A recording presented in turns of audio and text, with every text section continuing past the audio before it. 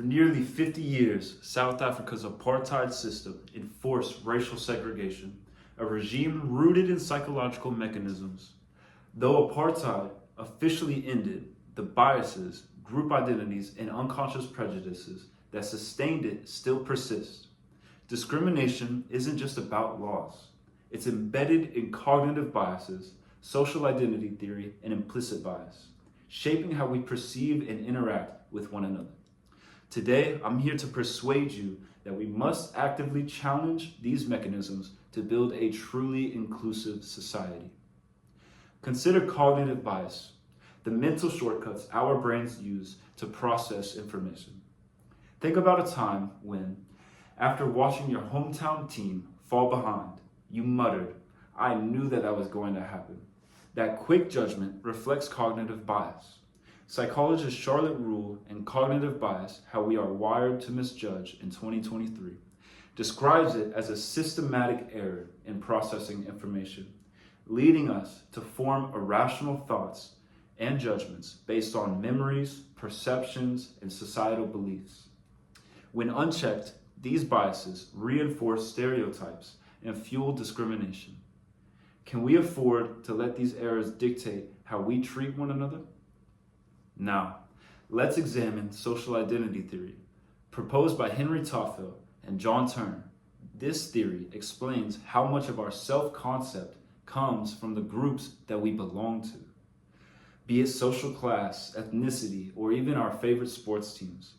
As Dr. McLeod explains in Social Identity Theory and Psychology 2023, these group affiliations provide a sense of belonging, but can also create an us versus them mentality.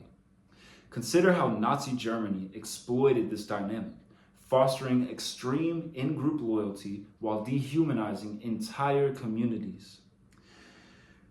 By recognizing how our group identities form, we can start questioning automatic assumptions about those outside our in-group.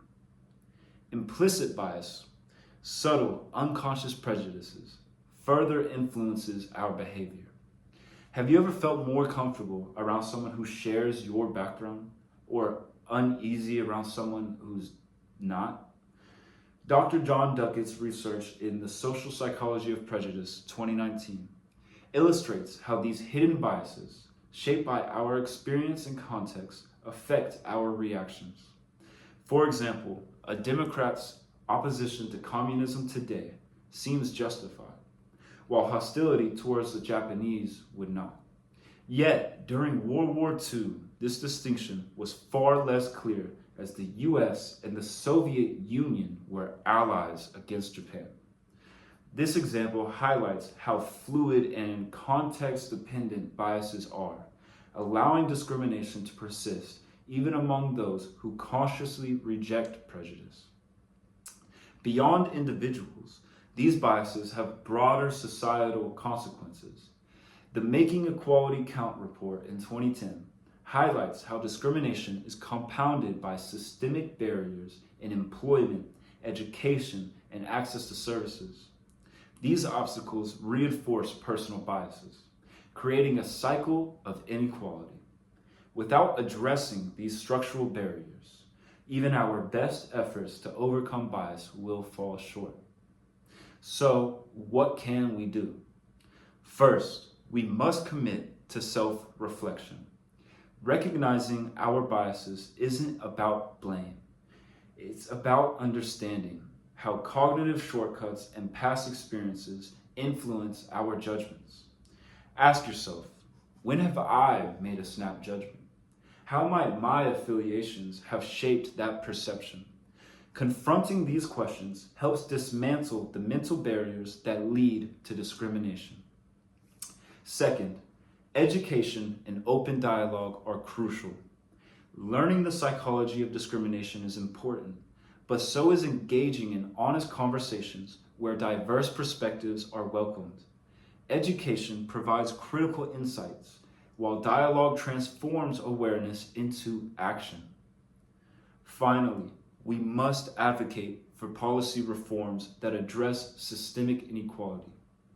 The Making Equality Account report offers recommendations such as enhanced monitoring of legislative reforms to break down these barriers, supporting workplace diversity initiatives, voting for policies that protect marginalized communities, and speaking out for change.